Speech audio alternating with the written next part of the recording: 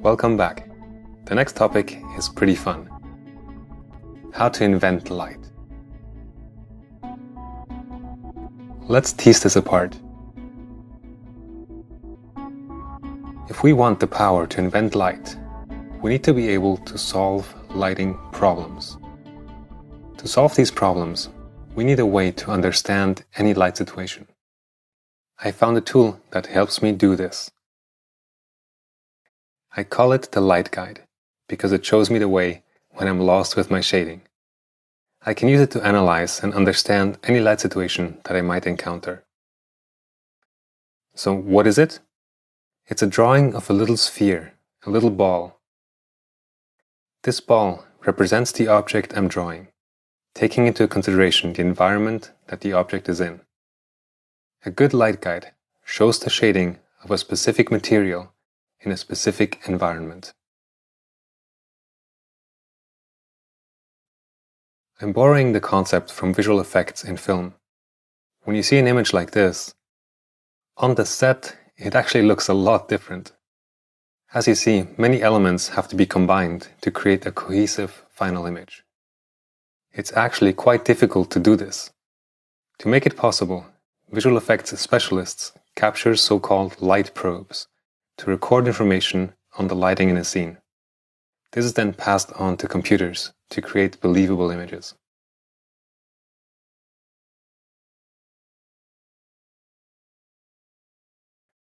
We can apply this to drawing and painting. Let's begin by drawing a light guide. You need a pencil and an eraser, and a piece of paper or something to draw on. I will do a little light guide first, quickly, to show you what I would do next to a drawing I'm working on. Then I'll walk you through the steps of building a light guide. I want you to see the size of this drawing. I keep these small. The main job of the light guide is to show me the light direction. Sometimes I draw a little arrow and an indication for the light source. But you don't really need those. All the lighting information is encoded in the light guide itself.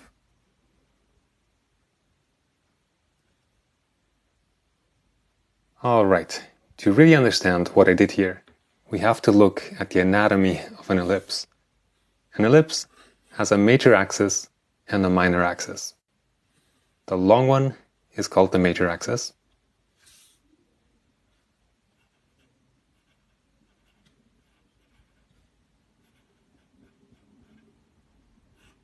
And the short one is the minor axis. This may seem boring, but this is what gives you the power to control your light direction on your light guide. It's super important. So let me start again with a circle. Every light guide begins with a circle. And then the major axis. So the major axis of the ellipse of the terminator. That's what I'm adding. Then the minor axis, and I extend the line of the minor axis because this line always points towards the light source. If you know the direction of the minor axis, you know the light direction.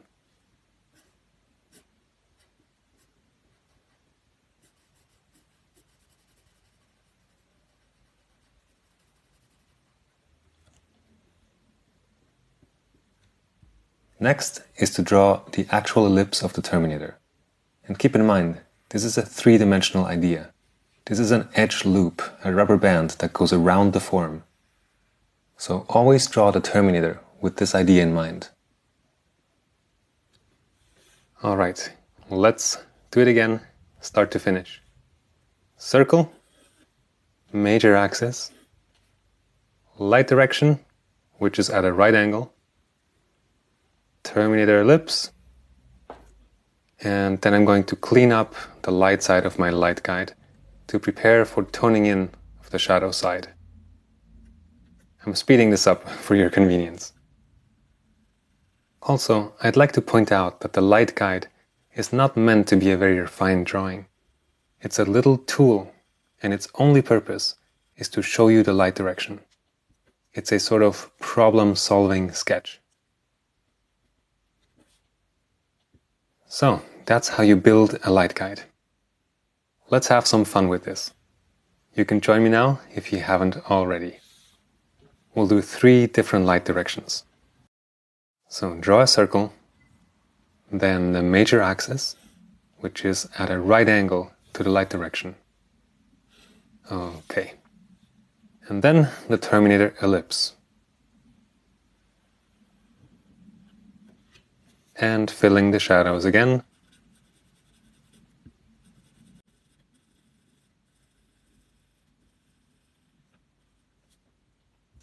And cleaning up the lights.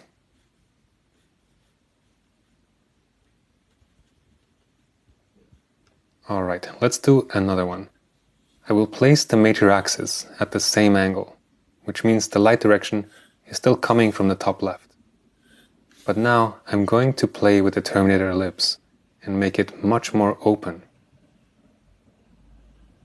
Looking at this new ellipse, you can see that the distance from the ellipse to the major axis is much bigger here than on that first ellipse I've drawn. Do you see that? So this means that in the first drawing, the light source is further away from us than in the second drawing.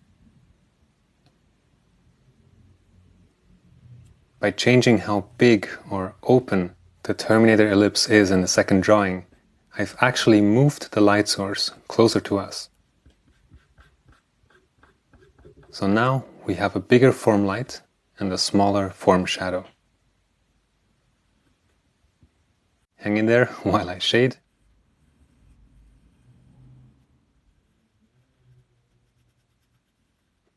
And then we're going to draw arrows for the light directions.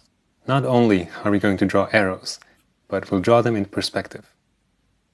There's an ellipse right there at the tip of the arrow. And I can simply draw the same ellipse that I drew on the light guide below. See, it's a pretty open ellipse. I use these arrows to make sure I understand the light direction. Now, let's do the other one.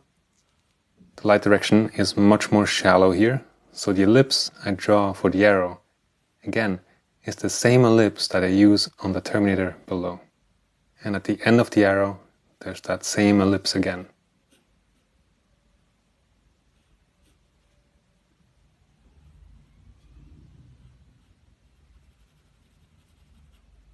Let's do a third light guide. Whoops, sometimes they go wonky. No problem, we'll just try it again. There are no mistakes, only happy accidents, right? Major axis and the light direction. And this time I'm going to push the light away from us. So we will have a lot of shadow on this light guide.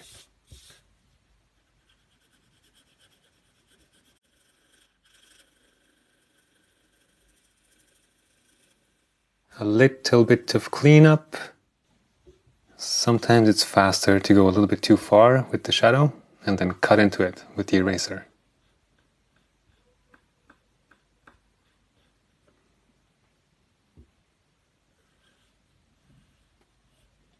Okay, now for the arrow. See the ellipse on the sphere? I'm drawing the same ellipse. We're looking up at the arrow, or the arrow is pointing at us.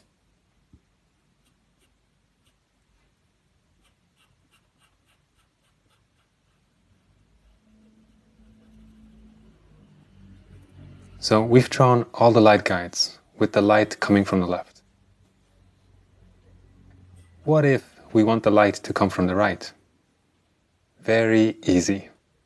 Draw the light direction, then draw the major axis at a right angle to the light direction.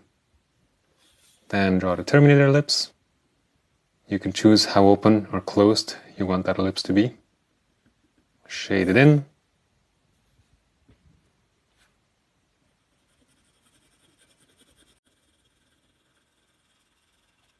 And there you go. Clean up the form light and then draw the arrow.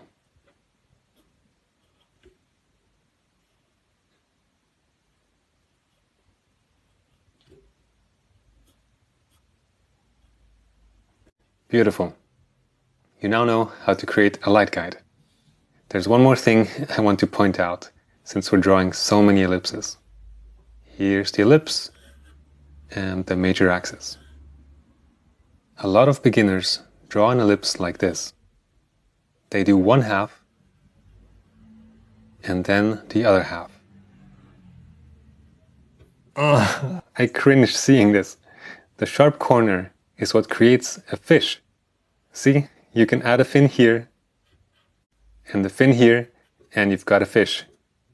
And this is a sad fish because it was hoping to be an ellipse.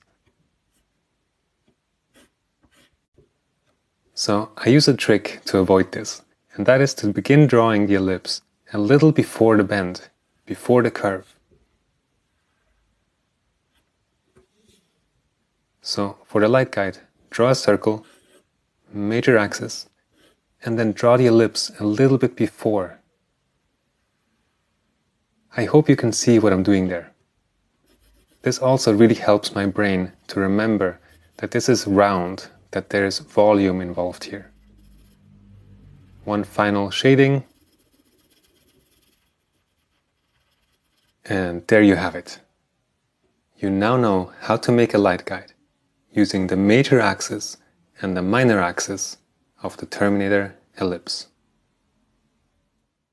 And avoiding any fish along the way. Let's do some more hands-on practice. I designed the following exercises as a mental framework that you can absorb quickly. My goal is that you develop an intuitive sense for analyzing light directions. This allows you to make accurate shading decisions fluidly and with confidence as you draw. Here's the setup. We have a sphere, a light, and a camera. We're going to look at the sphere through this camera.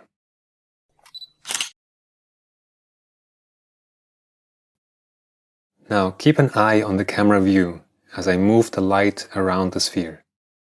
Right, front, left, and back. Let's move the light to our left. In this light direction, the Terminator ellipse is right in the middle of the form. From the camera view, it looks like a straight line, but in the perspective view, you can see that the Terminator is an ellipse. The light side is on the left, the shadow side is on the right. Now I have a question for you. Let me turn off the camera first. If we move the light 45 degrees to the front, where is the Terminator? Take a piece of paper and draw a simple light guide showing the Terminator line. This isn't as easy as it looks. I've picked these mini assignments very carefully. It's not enough to just imagine it. Please trust me on this and do an actual drawing now. Press pause and make a quick drawing. Then press play again to reveal the solution. And go. Okay, revealing the solution in 3, 2, 1. Here it is. How close did you get? When I did this for the first time, I made the shadow much too big. I expected it to be around here, close to the middle, but that's not correct. It turns out, in this light direction, the Terminator is much more to the side, revealing more light than you might think. Okay, let's move the light back to the left and turn off the camera view. And let's move the light back this time, again by 45 degrees. Now this could be easy, or maybe not. Draw another circle with a Terminator ellipse. And press pause while you draw.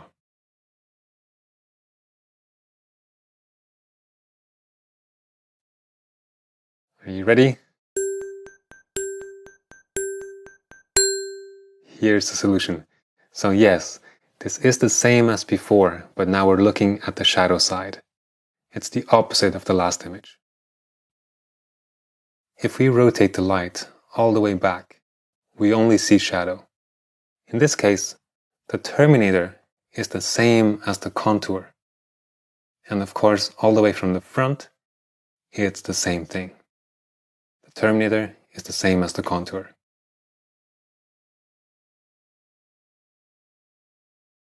Okay, you've completed the basic practice. Well done. The better you get at this, the more freedom you have. Freedom, for example, to invent light on a portrait.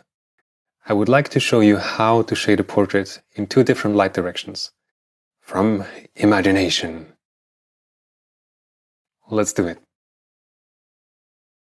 I'm going to paint in Photoshop because I can show you my thought process by separating concepts into different layers. Speaking of layers, I only have a background layer here, so let's begin with a new layer for the line drawing. You'll see the whole process, starting from 0. This is not a Photoshop tutorial, but I'll try to point out a few things in my workflow. I'm keeping the design simple, so I can block in the shading in a way that's easy to understand.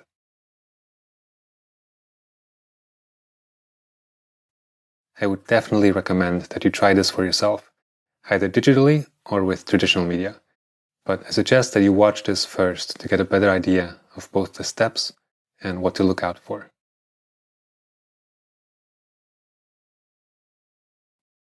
So we have the lines. Now I'm going to make another layer and fill the silhouette of the head with a flat color. I'll call this layer tones, so we have a layer called lines that is on top and a layer called tones that's on the bottom.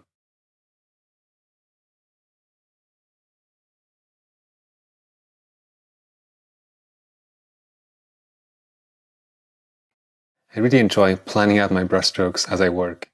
Sometimes it's more effective to paint over an edge and erase back in than trying to carefully match the shape. So at the bottom of the neck, I went too far, and then I go in with the eraser and cut away the excess amount to clean it up that way. Or here in the ear, I painted over a bit too much at the top of the ear, then I erase into the head, switch to a brush, and create a clean contour of the head with a brushstroke going up.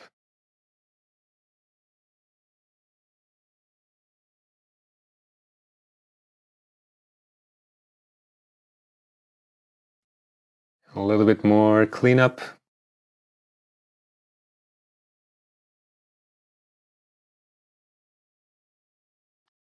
Okay, I think this should be enough.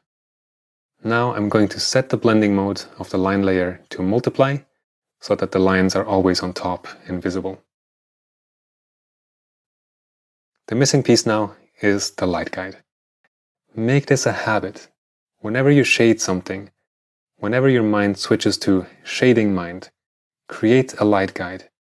If you do this for a few months, it's going to be really transformative for your drawing and painting.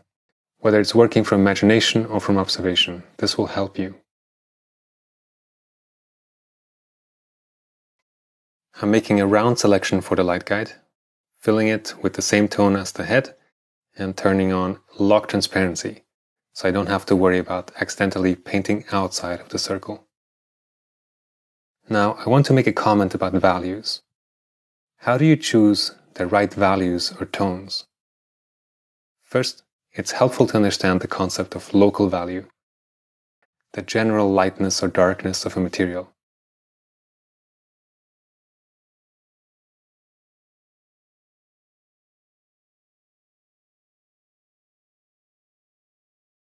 With this in mind, I follow a great method I learned from a fantastic artist and teacher, Scott Robertson. The method is called halfway to black. Here's how it works. You choose a light value, let's say this. You can choose any light value you want. Then you look at the color picker and consider the value scale from white to black. Your light value is up here. The way you find your shadow value is to go halfway to black. That would be around here. Does that make sense? You start by choosing a light value, and then you find the distance between that light value and black. You simply go to the middle of that distance. This is your shadow value. Keep in mind that this is an initial approximation. If you want to refine your value choice, you would adjust the shadow value to be lighter or darker depending on how strong the ambient light is. But that's a bit more advanced. In most cases, halfway to black gives you a great starting point. We can also go in the opposite direction. If we start with a shadow value, let's pick something pretty dark, we have a distance from black to this shadow value. It's a short distance now. To find the light value, I know that I have to go up the same short distance. So the light value is about here. This will be a very dark material, maybe something like black leather. The darker a material is, or in other words, the darker the local value of a material, the closer together the values for form light and form shadow are. It's hard to see the difference between the tones here because the background is so light. So let's do a lighter material, maybe something like this. Again, going halfway to black, this is where the shadow would be. Let's add the light. And then the shadow. There we go. Let's see how this compares to what we already have on the head. We can pick any value combination as long as this halfway to black relationship makes sense. I'd like to have the shadow a little darker, so we have more contrast with the background. So let's fill the light guide again, and then the head. Okay, so we have the shadow value. This is the distance from black to the shadow, and then going the same distance up, here is the light value. Now here's the fun part. The light guide is where you design the light direction. You can literally do anything you want. So we can make the light come from the left. We can push the light back, so it's more like a rim light, or we can have the light direction come from the top right. Having watched this video so far, I hope you understand how I estimate the Terminator ellipse. To make the light guide, I really just place form light, form shadow, make sure the Terminator ellipse works, then add the dark halftones. And if you want, you can add some reflected light. Here we go. Alright, I'm going to double this whole setup because I want to do two different light directions on the same head. So hang in there while I do some layer management.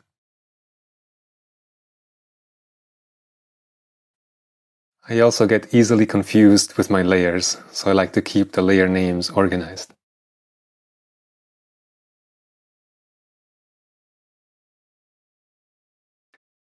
Okay, set the line layer back to multiply so they show up again. And I still have lock transparency turned on so I can paint without thinking about going outside of the shapes that I already established. Now, let me choose a different light direction here. I'm thinking that something from the bottom could be good. And maybe a light direction that's less frontal, more from the side or from behind the head, so we get a bit more shadow. Something like this. And some reflected light. Wow, see how much rounder the light guide felt after I added the reflected light? Important here, always keep the reflected light more subtle than your main light source. Alright, let's get into it. At first, I'm really treating the whole head like a kind of balloon, a big shape. So I look at the light guide and I estimate what would be in light and what would be in shadow. Here I'm looking at the direction of the cast shadow of the jaw falling onto the neck. Remember, if you look at the Terminator ellipse on the light guide, at the right angle to the ellipse is the light direction. That's also the direction in which cast shadows are projected. So I can look through the head and see what other places have cast shadows. I do this in my mind usually, but I'll draw it out for you here. I'm looking through the object and estimating where the cast shadows are, which direction they would fall in, and how far they would go. And with all of this, you don't have to get it perfect. You just have to get it close enough so it's believable to the viewer.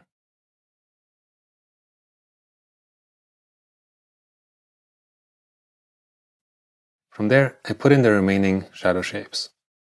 there would probably be some shadow in the eye sockets. Under the nose, I'm just roughly estimating. We can refine this later. Maybe in the corners of the mouth, and inside the ear and under the ear in the earlobe. Okay, so we've laid the foundation now. This is the important part. The rest is going to be much easier. I'm going to add more halftones and some reflected light. Something I want to emphasize here is that I try my best to resist the temptation to go lighter in my halftones. Let's say this is my light value. It's very tempting to go a little lighter in order to get a stronger sense of light. Don't do it. If I go lighter, I will break the halfway to black relationship. If I make my lights lighter, I would also have to make my shadows lighter. Now, if you understand ambient light, you can do this, but to keep things simple, this is my limit. I can't go any lighter than this, but I can go darker. I can add a few darker halftones, and that's really going to help me get a better sense of form. I'll make a comment about Photoshop technique here, because I see a lot of people wasting time. If I pick an actual halftone value, like this one, and I paint into the shadows like so, you can see that I'm making the shadows lighter. I don't want to do that. I want to protect the shadows, to keep everything organized. Otherwise, I'll get confused and frustrated.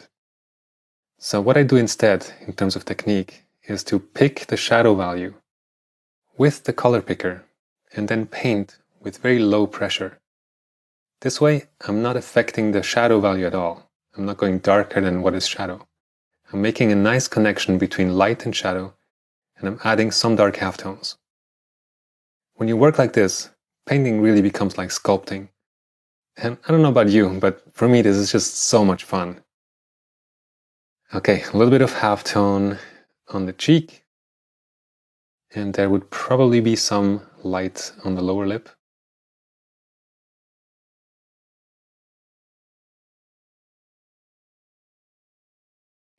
And some shadow on the upper lip.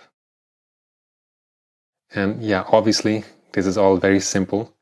I'm just showing the main volumes of this head. And it's not geometrically, physically accurate. If we made a 3D model of this, it would probably look quite a bit different. But that's okay, it doesn't have to be perfect. It just has to be right enough, so nothing stands out as looking wrong or being distracting.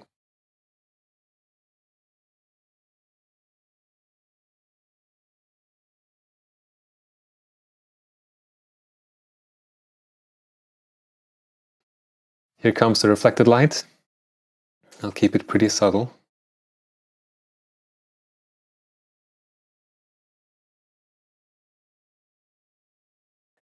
And with this, the big forms are described now, and I could stop here. If I have done my work, your brain can understand this head. I'll add a few of the smaller forms, just to develop the drawing a little bit further, but I think we're almost there. What else? There's going to be a little bit of halftone in that space that connects the forehead to the nose. This is called the glabella.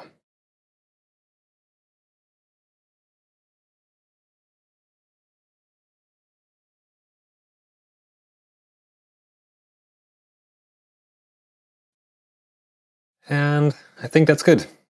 All right, let's paint the second head. I'm going to start with the center light, that area of the object that is facing most directly towards the light source. Then I will move outwards from there. My goal is to define the terminator. And I'll say it again, I'm estimating.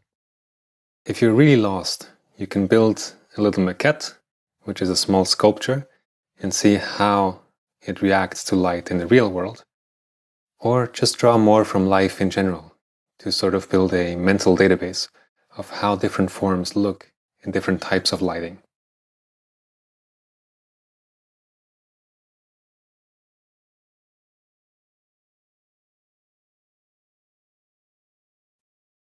Now, with that said, I'm noticing that on the lower lip, I'm not committing to putting this area either into light or into shadow. That's just lazy painting. When I catch myself doing this, I try to stop and think. It's hard, but a good way to do it is to draw a side view and a top view, then indicate the light direction in each view. That usually helps me be more confident. Okay, we can't do much more in the form light, but what we can do is add occlusion shadows. I have a video on YouTube that is just about ambient occlusion. It's really one of the most underused and undertaught skills in drawing. Ambient occlusion is extremely important for creating form in objects that are mostly in shadow, like this head. If you don't understand occlusion, good luck, you're not going to be able to create something convincing and realistic. You have to be fairly subtle to make occlusion shadows work. And for me, the more methodical I can be, the better the results tend to be. In terms of technique, masks are very helpful, as is thinking in terms of gradients, where you create a gradual transition, beginning with the darkest part of the occlusion shadow and gradually fading out the effect with a soft brush.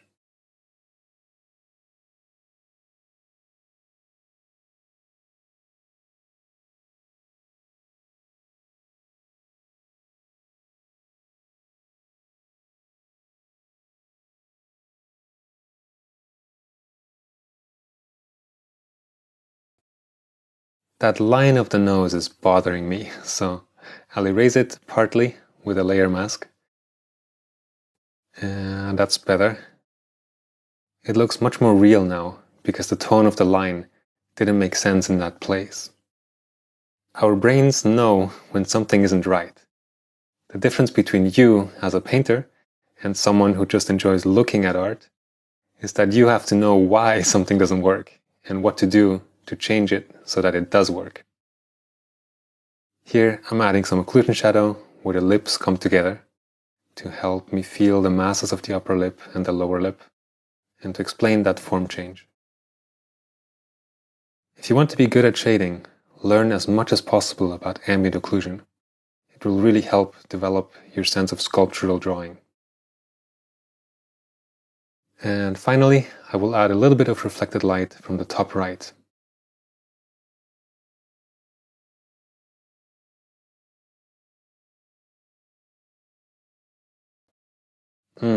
That made a big difference.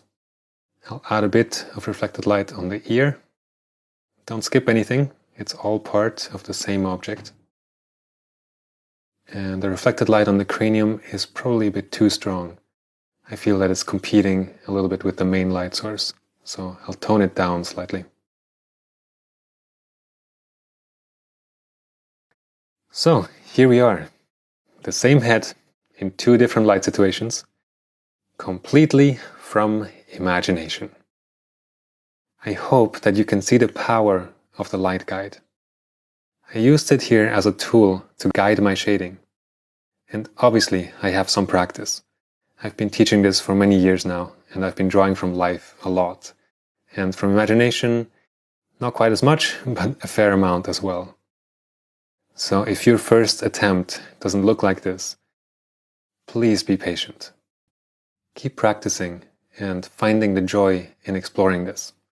It's so fun. We can sculpt with light. It's amazing. Once you have the understanding of this skill, the only limitation there is, really, is what you can dream up. Let's do the two final exercises. Here is a head. Do you think you could draw a light guide for it? This one is pretty straightforward. Press pause and start drawing.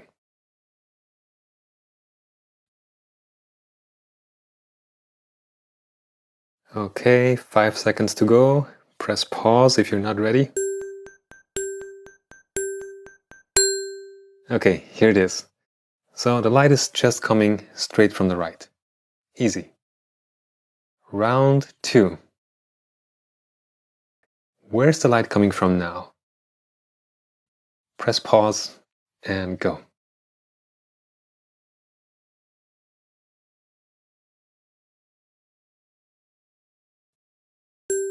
And revealing. Alright, so the light is coming straight from the top. This was the warm-up. Let's make it a bit more challenging. Draw a light guide for this light direction. And I'll give you a hint. The light is coming either slightly from behind the head or slightly from the front. Which one is it? Think carefully.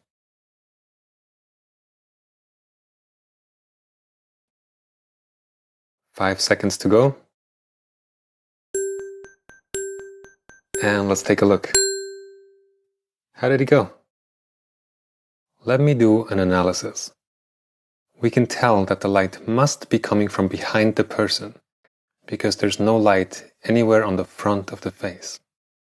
The forehead, the cheeks, the nose, those places usually catch some light even if the light is coming straight from the top. But here they're all in shadow. Maybe you were also able to see that there's an overall tilt to the terminator. That's the angle of the major axis, which shows you the left or right tilt of the light direction. Alright, now let's mix it up a bit. Let's do it the other way around. I give you the light guide, and you are drawing the head. You can totally do this. Just draw a stick figure head if you have to. Keep it simple. There's no need to make a refined rendering. Just estimate roughly what falls into light and what falls into shadow.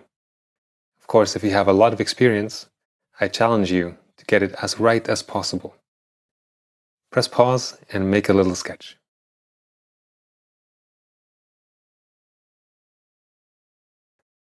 I'm revealing in 3, 2, and here's the solution. This is the downside of teaching online. I would love to see your drawing. This is a difficult task. If you got anywhere near the solution that the 3D render gives you, you have my respect. And I hope you feel like you're learning and getting better at this. If you didn't do this last one, just go back and try it. I promise you will learn something that you will take with you into all your future drawings. Not just portrait drawings, but any drawing. So, do it! I feel like Tony freaking Robbins, but hey, this is about you getting better at your craft. And encouraging you is what I can do from over here. Alright, and with that, we're going to close this guide. But there's something I want to leave you with. When we started, I mentioned the master key. The master key is practice. Here are 3 things you can practice. The first is to draw a still life of an egg from life. We've already dipped our toes into this one today, but do one in a new medium. Maybe pencil, charcoal, oil paint, or digital. Pick one. You're really going to improve. Make it the most realistic, most refined drawing that you've ever done. This is the first assignment, and it's a challenge. If you use social media, you can add the hashtag, and we can all see each other's drawings. The second challenge is to create a light guide for a current piece you're working on. That's very simple. You can do that right now. And make it a habit while you're at it. The third challenge is what I call a relighting study. Pick one of your works and invent a new light direction. Draw the same object again, but in a different light. And with that, my dear fellow traveler, I'm signing off. If you enjoyed this guide, please tell your friends about it. They will appreciate it, and so do I. I hope we'll get to meet in person one day, and I wish you all the best on your journey in art and life.